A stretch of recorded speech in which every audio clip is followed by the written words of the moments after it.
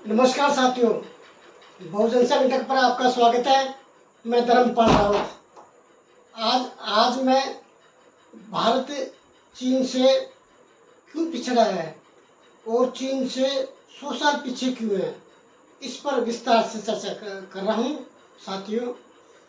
और अपना सहयोग बनाए रखें साथियों। भारत 1947 में आज़ाद हुआ था और चीन 1949 में हुआ था। यानी भारत चीन से 2 साल पहले आज़ाद हुआ था। आज चीन भारत से 100 साल आगे है।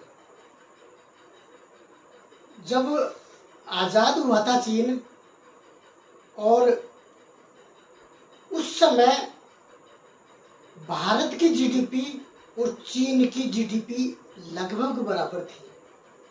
पर कैपिटा इनकम भी लगभग समान थी। चाइना की थोड़ी कम जरूर थी। उसके बाद में चीन उत्तरोत्तर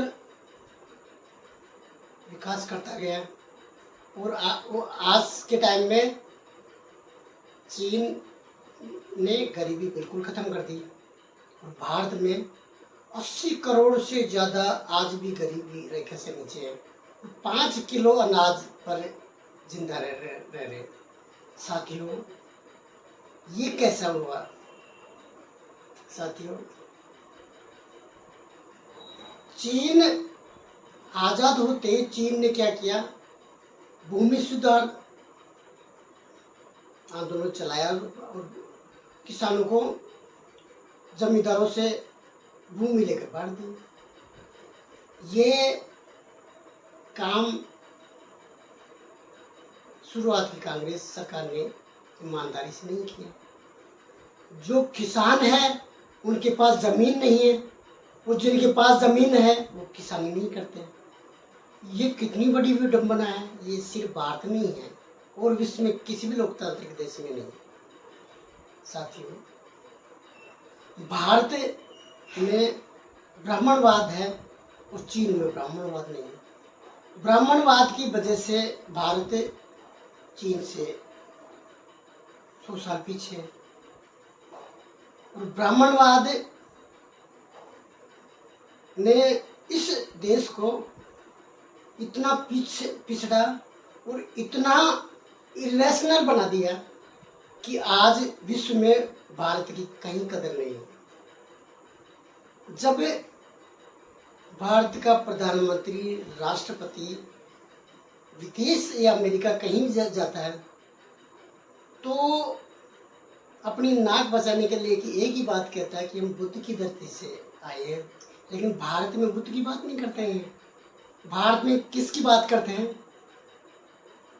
पूंछ वाले मंकी गोड की, एलिफेंट गोड की। साथियों, एआई का युग है आज के ज़माने में। वहाँ भारत के अधिकतर लोगों को ये पता नहीं है कि एक आदमी के ऊपर हाथी का सिर कैसे लग सकता है और उसको भगवान माना जाता है। मात्र माइथोलॉजी है। यहाँ के अधिकतर लोग ये मानते हैं। साथियों, वो देश कहाँ प्रगति कर सकेगा? आज के समय में भी भारतीय ये मानते हैं कि पृथ्वी में रहने वाला एक मंकी गॉड सूरज को निगल जाता है। इस बात को आज भी मानते हैं। ये चीज चीन में नहीं है, ये भारत में है। आज भी एआई का युग में एक पत्थर की मूर्ति को बुखार होता है, उल्टी होती है, डिसेंट्री होती है और उसका इलाज एमबीबीएस डॉक्टर करता है। इससे ज़्यादा पाखंडवाद की पराकाष्ठा क्या हो सकती है? वो देश प्रगति कर सकता है। चीन में सामाजिक समानता है। भारत का समाज सामाजिक समानता को नकारता है। आज भी भारत का समाज वर्टिकल समाज है, चाइना का समाज हॉरिजॉन्टल समाज है। वहाँ एक समाज दूसरे समाज के ऊपर कहीं नहीं है। भारत में आज भी ये है। भारत के लोग आज भी ये मानते हैं कि ब्राह्मण मुख से पैदा हुआ, क्षत्रिय बाजू से पैदा हुआ, वैश्य पेट से पैदा हुआ और शूद्र जंघा से पैदा हुआ। आज के युग में भी ये यहाँ का धार्मिक और सामाजिक सिस्टम इस चीज को मानता है। साथियों, या तो वैधानिक रूप से कॉन्स्टिट्यूशनल है, यदि कॉन्स्टिट्यूशनल नहीं होता तो जो थोड़े बहुत भी भारत प्रोग्रेस किया है वो इतना भी नहीं कर पाता। साथियों, ब्राह्मणवाद ने भारत को इतना कमजोर कर दिया, जो समानता को तो नकारता ही है, न्याय को भी नकारता है। अनुसूचित जाति, जनजाति, पिछड़ी जाति, धार्मिक अल्पसंख्यक जिनकी आबादी लगभग 90% है, उनको भारत में न्याय नहीं मिलता है। कोलेजियम से चुने हुए जज सबसे अयोग्य हैं। ये कोई एग्जाम देकर नहीं आए, भाई भतीजावाद, जानकारी, अंकल जज, तो न्याय कहाँ मिलेगा? जिस देश में न्याय नहीं है, समाज में समानता नहीं है, वो समाज कभी प्रोग्रेस नहीं करता। चीन में ये बीमारियां नहीं है। चीन में औद्योगिक विकास दिनों दिन बढ़ रहा है। भारत में मैन्युफैक्चर का मामले में 0 है। यहाँ क्रोनी कैपिटल बहुत ज्यादा है। भारत की सरकारी कंपनियों के औने पौने दामों में भारत की शासक जातियों से आने वाले पूंजीपति खरीद रहे हैं और यहाँ का शासक वर्ग उनको कौडियों में बेच रहे हैं। ये चीज चीन में नहीं है। चीन में स्वस्थ प्रतिस्पर्धा है, यहाँ ऐसा नहीं है। 1-2 पूंजीपतियों को आगे बढ़ाने के लिए पूरे भारत के पूंजीपतियों को गुड़ा घोटा जा रहा है। वो देश कैसे प्रगति कर सकता है? साथियों, ब्राह्मणवाद ने तो भारत को पीछे धकेला ही है। इसके अलावा भारत में पूंजीपति, ब्यूरोक्रेट और नेता, इनकी नेक्सस है। ये मैं नहीं कह रहा हूँ, RS सरकारिया कमीशन की एक रिपोर्ट ने साबित किया। ऐसा नेक्सस चाइना में नहीं है। चाइना में यदि कोई प्रधानमंत्री भी गलती करे और उसका बेटा भी गलती करे तो उनको जेल हो सकती है। यहाँ ऐसा नहीं है। यहाँ रूल ऑफ लॉ नहीं है। यहाँ नेपोटिज्म है। चीन में ऐसा नहीं है। चीन धार्मिक पाखंडों से बहुत ऊपर है। चीन में 90% से ज़्यादा नास्तिक है और भारत में 90% से ज़्यादा आस्तिक है। जो जिस देश में धर्म का बोलबाला सबसे ज़्यादा होगा वो देश कभी भी प्रोग्रेस नहीं कर सकता और वो पीछे जाएगा। साथियों, यूरोप ने 600 साल पहले धार्मिक क्रांति कर दी थी और सबको बराबर कर दिया। वहाँ मानव की गरिमा है, यहाँ मानव की गरिमा से खिलवाड़ होती है। यहाँ आज भी पंडे पुजारी सरकार को आदेश देते हैं। चीन में क्या ऐसा हो सकता है? साथियों, इसलिए चीन आगे है और भारत पीछे है। साथियों, यदि आप लोग भारत को वास्तव में प्रगतिशील और प्रबुद्ध भारत बनाना है तो आपको चीन जैसी नीतियों को लागू करना पड़ेगा। चीन आज विश्व की दूसरे नंबर की शक्ति है और कुछ दिनों के बाद में वो अमेरिका को भी पीछे छोड़ देगा। वो कैसे है? आज भी यहाँ ब्राह्मणवाद की वजह से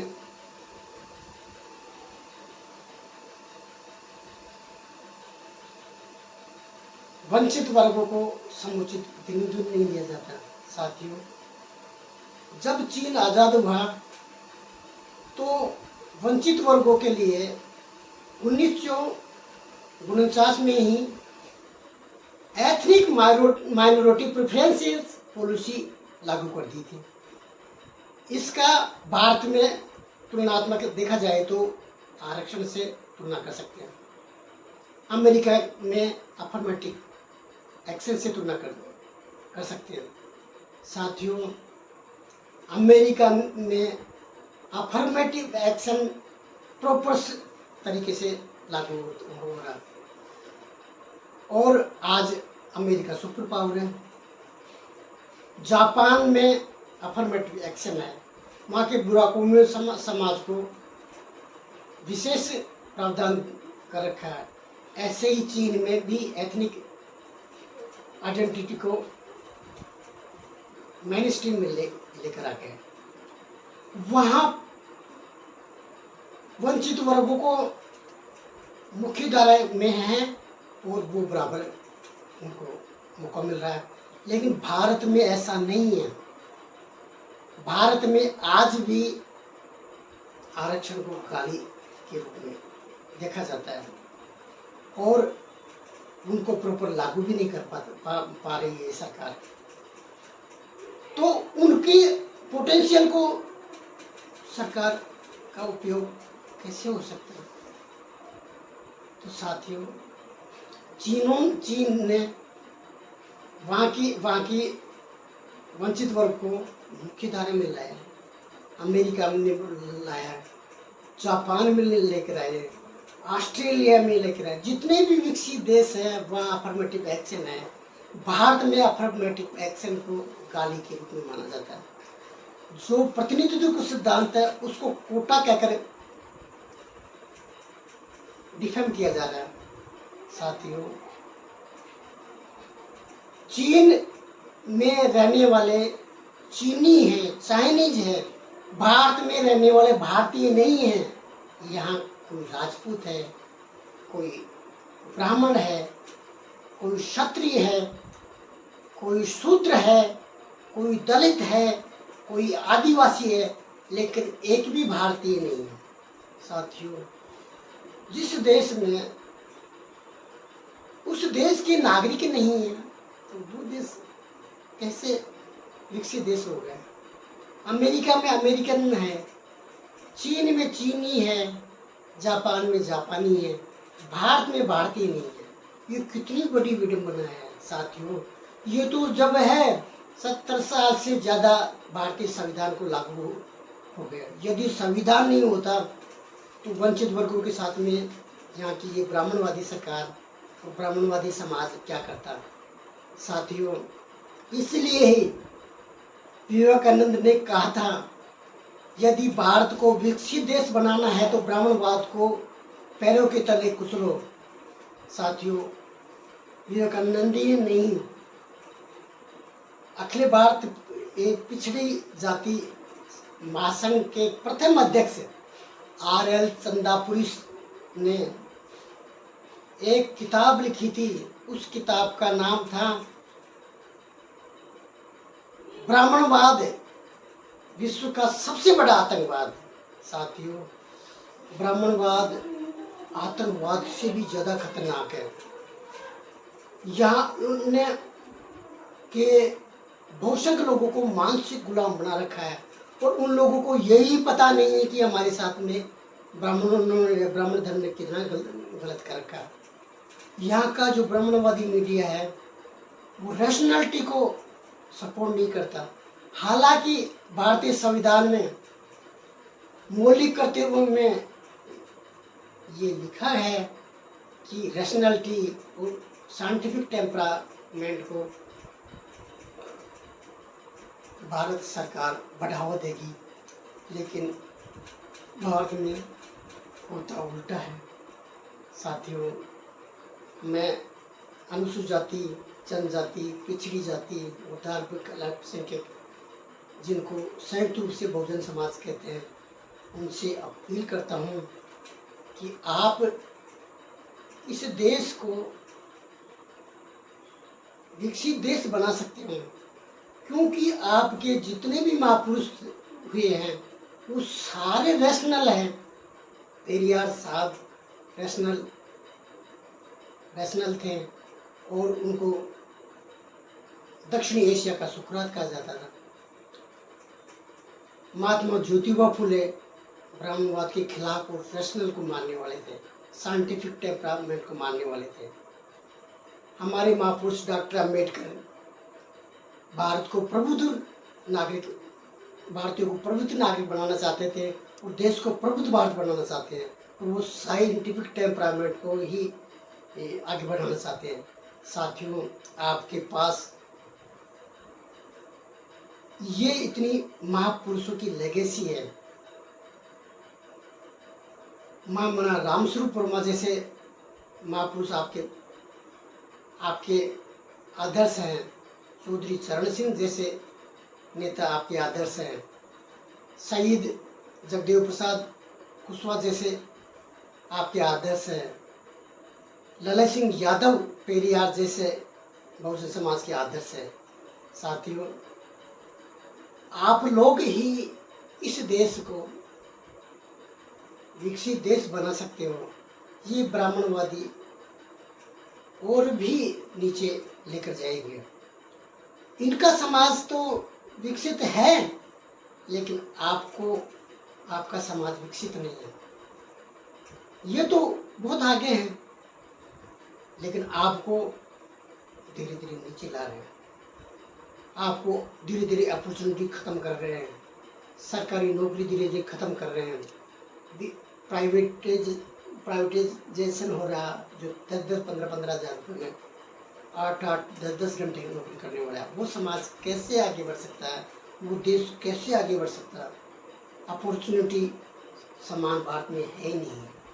साथियों, यदि आपको चीन जैसा विकसित राष्ट्र बनाना है, तो आपको ये ब्राह्मणिकल सोशल ऑर्डर को भी ख़त्म करना पड़ेगा और भारत को इगलिटेरियन समाज बनाना पड़ेगा, यानी समानतावादी समाज बनाना पड़ेगा, जो आज है नहीं। साथियों, ये देश आपका है। इनके तो हर परिवार में रिश्तेदार अमेरिका, जापान, कहीं विदेश में, ये तो भग जाएंगे, और ये तो यहाँ के मूल निवासी भी नहीं है। साथियों, आप इस देश के मूल निवासी हो सके तो इस देश को बचा लो, और आप ही इस देश को बचा पाओगे, और आप ही इस देश को चीन का मुकाबला करने लायक बना पाओगे। साथियों, ये वीडियो बहुजन समाज को सावचेत करने के लिए बनाया गया है। साथियों, आज आपके पास समय कम है और आप एकजुट होकर भारत की शासन सत्ता इन अल्पसंख्यक विदेशी मूल के ब्राह्मणवादियों से छीननी होगी, और आपको साइंटिफिक टेम्परामेंट वाला समाज बनाना होगा, और जो असमानता वाला समाज, इसको नष्ट करके समानता वाला समाज बनाना पड़ेगा। साथियों, ये मेरी आपसे अपील है। ये वीडियो आपको कैसा लगा? यदि ये वीडियो आपको अच्छा लगा हो तो इस वीडियो को लाइक भी कर सकते हो, इस वीडियो को शेयर भी कर सकते हो, और इस चैनल को सब्सक्राइब करके हमारे परिवार का हिस्सा भी बन सकते हो। जय विज्ञान, जय लोकतंत्र, जय बहुजन समाज।